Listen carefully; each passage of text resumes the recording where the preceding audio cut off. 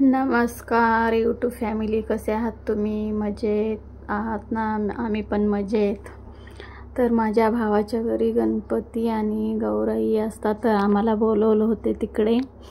गणपती आणि गौराईला आम्ही गेलो होतो. तिकडे खूप एन्जॉय केलं. हे माझी वहिनी आहे, फर्स्टला आहे ती, आणि माझी बहीण, तिची आत्या, सगळेजणांनी आम्ही खूप एन्जॉय केलं. मंगळागौर हे केले, गणपतीचे डान्स केले.